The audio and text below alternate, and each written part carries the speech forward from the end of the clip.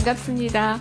우리가 이제 이렇게 태어나서 사람으로서 이렇게 행동하고 실천하고 하는 그런 존재로서 가장 출발점은 유아이기 때문에 유아를 어떻게 뇌교육을 접목을 시켜야 될지에 대해서 좀 말씀을 드려보도록 하겠습니다.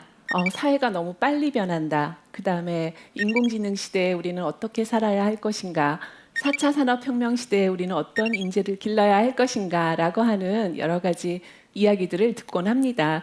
그런데 가만히 생각해 보면 이런 일들은 우리 삶의 그냥 흐름들이고 이것을 교육의 문제와 관련을 시키는 일은 한편으로는 삶의 문제는 즉 교육의 과제이다라고 하는 말로 이제 축약을 해볼 수 있을 것 같습니다. 오늘 말씀드릴 그 유아 뇌교육이라고 하면 우리가 이제 먼저 생각해봐야 될 게 있겠죠. 유아가 도대체 어떤 존재인가 생각해봐야 될 필요가 있겠고, 그러면 뇌교육은 또 무엇일까? 그러면 유아의 뇌교육은 어떤 것이어야 할까라고 하는 생각을 해볼 필요가 있습니다. 먼저 뇌교육 간단히 말씀을 드리면 모든 어떤 학문 중에서 가장 중요하게 그 학문의 성격을 규정하는 것은 그 학문에서 인간을 무엇이라고 규정하는가에서 이제 출발한다고 생각을 합니다. 뇌교육에서는 인간을 가장 핵심적으로 무한한 가능성을 가진 존재이다. 다른 곳에서도 들어볼 수 있는 말이지만 뇌교육에서는 이것을 정말로 우리가 이제 실천해 나가야 되고 지향해 나가야 될 어떤 목표라고도 생각을 합니다. 그래서 우리의 생각과 행동과 그다음에 신체와 이 모든 것들이 각 차원들이 하나로 통합되어 있는, 그래서 한마디로 설명할 수 없는 굉장히 신비로운 존재이고, 신체나 감정이나 지식이나 기능이나 이런 것들을 스스로 조절해 나가면서 향상하고 발전해 나가는 그런 존재라고 보고 있습니다. 그러면 이러한 인간에 대한 전제를 가지고 있는 뇌교육에서는 어떻게 실제로 실천 상황에서 접근을 하고 있는가라고 하는 부분을 생각해 볼 필요가 있습니다. 인간의 모든 정보 체계, 기능, 이거를 총괄하는 거 우리가 뇌라고 하는 부분에 대해서는 크게 이견이 없으실 겁니다. 뇌에 초점을 맞추는 것이 일단은 뇌교육에서 접근하는 방법이고, 그러려고 하면 뇌를 이해를 해야 되겠죠. 융합적인 방식으로 이해를 한 다음에 뇌의 최고가치, 인간의 최고가치를 실현하려고 하면 우리는 어떤 능력을 함양해야 되고 어떻게 해나가야 되는가라고 하는 부분을 실천해 나가게 됩니다. 그래서 뇌를 잘 이해하고 그것을 기반으로 해서 뇌를 잘 활용하는 그런 교육이 뇌교육이다. 그리고 흔히 이제 현장에서 많은 뇌교육 활동가들이 계시는데, 그분들은 이제 몸이 깨어나면 마음이 깨어나고 마음이 깨어나면 실천할 수 있는 힘을 가지게 된다라고 이제 규정을 하시고 이렇게 이제 실천을 해나가시죠. 그래서 어디 가서 수업을 하다 보면 이제 분위기가 이렇게 고정되어 있는, 이렇게 정체되어 있는 부분들이 있어요. 그럴 때 한마디 웃고 한마디 이렇게 손도 풀고 하다 보면 내가 서로 소통할 수 있고 내 말을 잘 알아들을 것 같고 내 말에 귀를 기울여 줄 것 같고 라고 하는 분위기를 이제 만들어내게 됩니다. 이것은 곧 우리가 볼 수 있고 만질 수 있는 이 감각적인 몸에서부터 출발하는 것이 굉장히 효율적이고 또 기본적인 방법이다라고 하고, 뇌교육은 그러한 그 방법을 굉장히 효율적으로 활용하고 있는 그런 교육이라고 할 수가 있습니다. 인간의 보편적인 그런 특성들은 99.9% 이상 동일하다고 합니다. 우리가 이렇게 얼굴 색깔도 다르고 성격도 다른 것 같지만 기본적인 그런 신체 구조나 신체의 그런 유전자 구조가 굉장히 유사한데, 태어날 때의 그런 여러 시냅스나 이런 상황 속에서 생후 2년까지의 두뇌 세포 발달 단계가 이렇게 이제 조밀도가 달라지고 있습니다.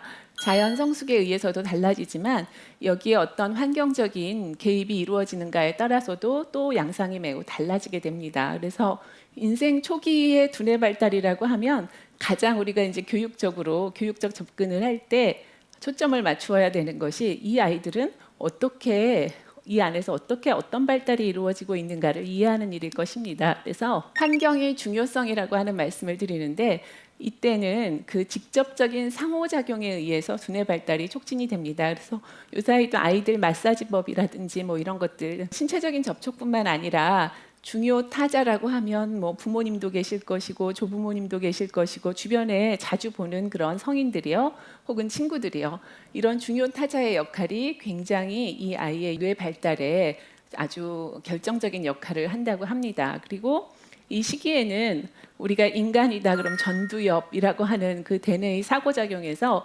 전두엽의 기능을 생각하게 되는데 전두엽이 집중적으로 발달하는 시기가 우리가 흔히 이야기하는 유아기입니다. 그래서 인간의 종합적인 사고 기능이라든지 인간성이라든지 도덕성을 담당하는 그러한 그 부위라고 할 수가 있고 때문에 이 시기에 여기 이곳을 담당하는 그러한 그 부위가 아주 급속하게 발달한다라고 하는 것은 이 시기의 교육적 개입이 매우 중요하다는 그런 의미가 되기도 합니다. 그래서 이 유아기의 발달적인 성취라고 하면 상상할 수 있어요. 유아들은 이제 상상할 수 있고 이제 말도 하게 되고 그림으로도 표현하게 되고 그다음에 더 중요한 것은 감정과 사고가 통합되어서 즉각적인 행동이라기보다는 이것을 통합해 나가면서 감정을 어떻게 표현하고 어떻게 이제 자기 자신이 그런 재구성의 과정에 어떻게 참여하는지 이것들의 기틀이 닦여지는 그 바로 시기가 그 유아기라고 할 수가 있겠고 그래서 또 우리가 이렇게 중요하게 다루는 이유가 되겠습니다. 이건이라고 하는 뇌과학자가 있는데 마음을 도대체 어떻게 이해할 것인가라고 하는 그런 이야기를 해봤는데 사회적이고 문화적이고 인간화된 그런 정서적인 맥락의 차원에서 마음을 어떻게 이해할 것인가를 논했습니다. 유아 단계는 신체적인 이해의 단계에서 신체가 가장 중요한 세상을 습득하고 감정을 느끼고 하는 데 있어서의 중요한 그런 통로라고 이해를 하고 있고 이때 필요한 만약에 이제 도구가 필요하다 그에 맞는 학습법이라든지 접근법이 필요하다라고 하면 신체적인 감각기관 혹은 감정과 유머 기본적인 관계 상호작용 이런 것들이 가장 효율적인 그런 그 인지적인 도구라고 이야기를 한 바 있습니다. 그래서 유아의 정서와 인지라고 하면 정서적인 토대 위에서 지적 능력이 발달하는 것이지 그 거꾸로가 아니라는 거죠. 그래서 안정적인 정서를 경험을 하면 거기에서 전두엽과 전대상회의 그런 활성화가 촉진이 되고 거기에서 고차적인 인지 기능이 향상이 되는 그러한 그 나선형적인 순환 과정을 거쳐서 이제 성장을 하게 되는 그래서 아이에게 가장 좋은 환경은 엄마 아빠가 사이좋게 항상 웃으면서 아이를 돌보는 거 그거가 가장 기본이 돼야 되는 거는 우리가 상식으로 알고 있는데 그 상식 밑에 이렇게 커다란 기본적인 원리가 이제 숨어 있습니다. 그래서 우리 아이가 똑똑하기 바란다 그러면 포근하고 안정되고 심리적으로 탄탄한 그런 환경을 마련해 주는 것이 가장 지름길이라고 할 수가 있습니다. 우리가 유아를 잘 관찰하다 보면 뜬금없고 이해할 수 없고 난 도저히 제가 왜 저러는지 모르겠다라고 하는 상황들이 자주 부닥칩니다. 근데 그거를 문제시하면 문제가 되고요. 이것을 경탄의 눈으로 바라보면 굉장히 신기하고 우리가 탐구해야 될 그러한 상황이 됩니다. 그래서 예를 들어서 놀이하는 유아를 실제로 이제 살펴봤어요. 시나리오를 그들한테 기본적인 동화 있잖아요. 빨간 모자? 그 좀 잔혹 동화잖아요. 그런데 아이들이 이것의 기본적인 시나리오를 알고 이거를 한번 연극으로 너희들이 바꿔서 만들어봐도 돼 그랬어요. 그랬더니 첫 번째 할 때는 그랬대요. 진짜로 이 앞에 그림처럼 무서운 그 늑대가 빨간 모자를 이렇게 노리고 있는 무서운 늑대의 개념을 만들어냈는데 두 번째 연극을 또 해봐 다르게도 해봐 그랬더니 너 이제 그렇게 무서운 늑대 하지 말고 우리 집에 있는 강아지 뽀피처럼 예쁜 늑대 해봐 그래도 될 것 같아 그렇게 했답니다. 이러한 창조성 우리가 정말 갈망하고 어떻게 창조성 교육을 해야 될 것이냐 고민하면서도 이런 상황이 오면 아유 엉뚱해 정말 이렇게 말하고 말잖아요.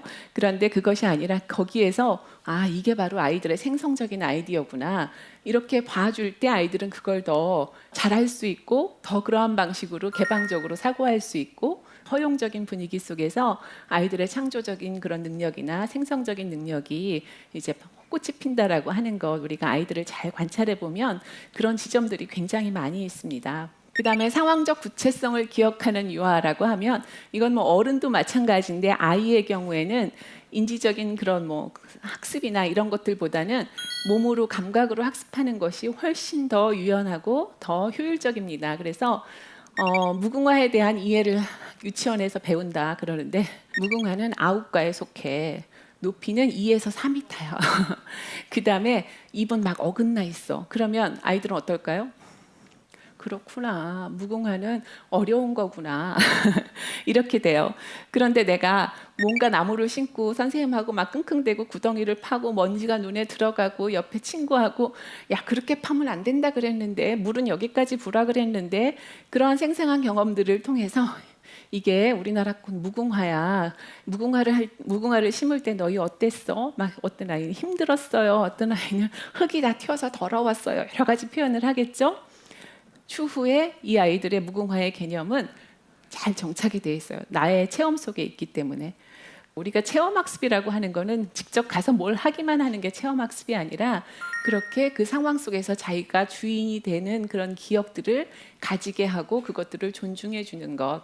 이것이 이제 체험학습이라고 하고 아이들은 이런 기억을 통해서 자기들의 그런 감각 세계를 확장해 나가고 세계를 이해해가는 그런 과정을 거치게 됩니다. 그 다음에 감성을 통해 지성으로 나아가는 것은 아까 이런 우리의 그런 안정된 그런 정서를 기반으로 해서 더 많은 것들을 배울 수 있다라고 하는 것과 통하게 되는데 들레즈라고 하는 철학자 들어보신 분 계실 거예요. 인간의 삶은 사후성의 논리에 의해서 이루어진다고 생각한다라고 하는 언급이었어요. 그래서 그게 뭐냐면 우리가 그때 무엇을 아는 것이 아니라 그때 무엇을 느꼈는데 사후에 어떤 일들과 그 경험이 결합이 되면서 그 일의 의미가 나한테 새롭게 다가오는 거. 이게 이제 결국 인간에게는 삶이라는 거죠. 많은 경험과 다양한 경험들이 안정된 환경 속에서 허용된 분위기 속에서 주어질 때 아이들은 많은 것들을 스스로 습득하게 되겠죠. 밖에서 주어진 지식을 나는 암기하는 기계나 뭐 이런 것들이 아니라 정말 내 안에서 잘 소화되고 정말 내가 잘 이해된 그런 그 어떤 지식 체계를 구성하게 됩니다. 이런 것들은 잊어버릴래야 잊어버릴 수가 없습니다.